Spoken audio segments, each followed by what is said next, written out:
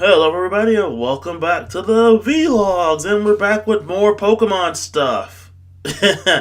Oh boy, these are getting pretty random. So yeah, we have Coral leaked earlier this week, and we have an English trailer that came out today and a Japanese trailer that came out last night that reveals a lot more about Pokemon Sun and Moon. Of course, there are new Pokemon, which I'm not going to go over. Eventually I'm going to make a list where I count out my favorite new Pokemon. There seems to be a lot of standout new Pokemon this generation.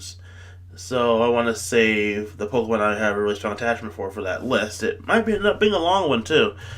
Anyway, we have some more Alola forms that also might be a list in the future. I go down my favorite ones of those. I'm just gonna skip them, but I want to talk about these because there's some fan favorite Pokemon that are getting Alola forms. First off, we have Alolan Meowth, which was revealed in the Coral leak, and it's a Dark type. It said in the Coral that Alolan Meowth came up as a result of breeding with the Royal Alola, breeding caused by the Royal Alola family. Essentially, this is the first case we've had of essentially specialized breeding in the Pokemon universe. I mean, in terms of actual narrative going on, not just competitive, which involves a lot of selective breeding, purposely trying to get results. But this is the first time we've had an actual Pokemon result from the breeding people caused. It's a pretty interesting concept and a pretty cool idea that it's pretty cool to see in the Pokemon universe.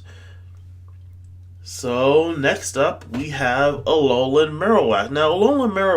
Now we know from the Japanese trailer that Cubone will stay a ground type and keep its original form, but once it evolves, it'll turn into the Alolan Marowak, which is a ghost fire type. Now the thing about that is the ghost type, we all hinted. It was hinted that it will get a fire typing from one of the challenge leaders who's said to have a Marowak on his party. He's the fire expert. Everybody expected it to just be a fire ground type, but it's a fire ghost type, which I say is a callback to the Cubone storyline from Generation One with Lavender Town with Cubone's mother and everything, which would be a pretty interesting thing. In fact, the design kind of reminds me of how that Cubone looked in the anime with the whole darker color scheme and the star pattern on its head. I mean, it's not an exact look, but it's a different look from. It looks similar to the way that looked in the Pokemon Origins anime, and it has the tips of its bone on fire. It looks like a ghostly whale, and it, of course, it's gonna learn to move Will-O-Wisp. So that's all pretty interesting. And then finally, we have a very surprising one, especially for me, considering the fact that this is technically part of the mascot line. Raichu has a Alolan form. That's right, Raichu. It's pretty surprising considering the fact that Pikachu's so prevalent in the merchandise and material. They didn't think they would change it. No, they don't change Pikachu because we see in a Japanese trailer a regular Pikachu that evolves into Alolan Raichu. So then, let's go over Alolan Raichu. Alolan Raichu is a electric psychic type, and it levitates in the air by riding its tail as a surfboard and has blue eyes. Now, that's all pretty interesting if you've been following the series as long as I have, because it's a surfing Raichu. For those of you who don't know, for a long, long time there's been a special event Pokemon, a surfing Pikachu. That showed up in the card game, in the anime. It was called the Pika in the anime. And also, the Raichu has blue eyes that resemble the surfing Pikachu's eyes in the anime, which is a pretty interesting design thing. Uh, so yeah, it looks like this Pokemon is a gigantic reference to older material, which is pretty cool. I do have to say the design is pretty cute. Of course, it's very cutesy, and I do kind of like the image of it surfing on its tail, just floating in the air. So it seems like they're doing a lot of callbacks with the Alolan forms, and it seems like a pretty cool idea. Like we have Marowak, which ghost typing may reference the Lavender Town stuff, and we have the Alolan Raichu, who definitely references at least somewhat the surfing Pikachu, which is pretty cool. It was sad because it couldn't learn to surf. Alolan Pikachu also has a new ability in the form of Surge Surfer. Basically speaking, it raises its speed on electric terrain, which is a pretty cool was a pretty cool idea if you're more strategic minded in the meta and whatnot. Basically speaking, it allows you to move faster and as well as get the same advantage you get from, uh, you know, from electric terrain. Anyway, we have another reveal from the trailer that isn't no new Pokemon and new Alolan forms. We have the first look at our evil team, as well as a name. They're called Team Skull. That's right, Team Skull. Delivered by a guy named Guzma, whose name is the same in Japanese and English, who's referred to as the Team Skull boss, as well as a lieutenant named Plumeria. Plumeria? I'll pronounce it. I'll figure out how to pronounce it later. Who describes herself as the team's big sister in a sense. Now, I'm gonna say this. I do love the designs that they have for Team Skull.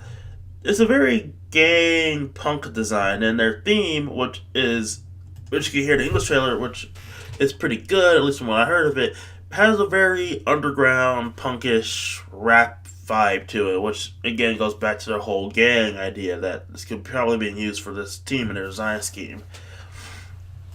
We don't have a word about what their ultimate purpose is, but from the English trailer, we can kind of glimpse at a bit of stuff from the dialogue. Like, Plumera gets mad at us because we apparently beat up a bunch of grunts, because again, she's everybody's big sister. It's in Guzma, when he walks up and talks to Kukui, he mentions something about people who were unable to become champion.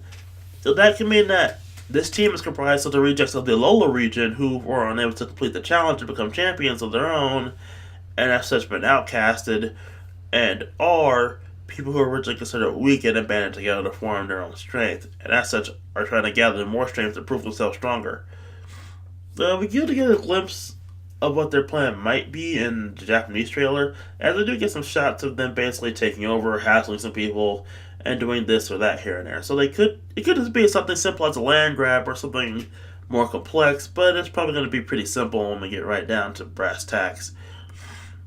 Overall, I have to say I do like Team Skull. I had a not feeling about Team Flare when they first showed up, but I wasn't going to be 100% behind them. And I was right when the game actually came out. They turned out to be just okay. Not that much of a threat, not that really interesting, but just okay. These guys, on the other hand, I really like Team Skull, from their design to...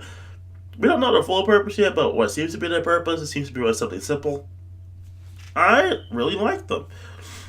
They have a more unique feel to them than Team Flare did, who felt pretty homogenous, and I guess that was kind of the point of their overall design. But yeah, this has a more unique design. There's a bit of a pirate motif, what's called the Tropical Origins thing, but it's definitely a very gang-heavy team, which is pretty fun considering the fact that in Japanese, all the evil teams are referred to as gangs. So you have Rocket Gang, Aqua Gang, Magma Gang, etc., etc., etc. This one is the first one that feels like less of a fully organized organization with some major schemes to just a now less organized gang, which could explain why there's only one admin. At least so far, there could be more. She could be the head admin. She refers to herself as everyone's big sister overall. So yeah. Anyway, that's it for this one. This trailer was pretty short considering all the stuff we got in Coral, but at the same time, it got out what it needed to get out and still made the hype. The hype for this game is still running strong, and again, this game looks better and better every time they show off a new Pokemon or a new trailer. Again, I'm loving what we have in Gen 7 so far, and I really can't wait for November when the game comes out. Well, till the next vlog, everybody.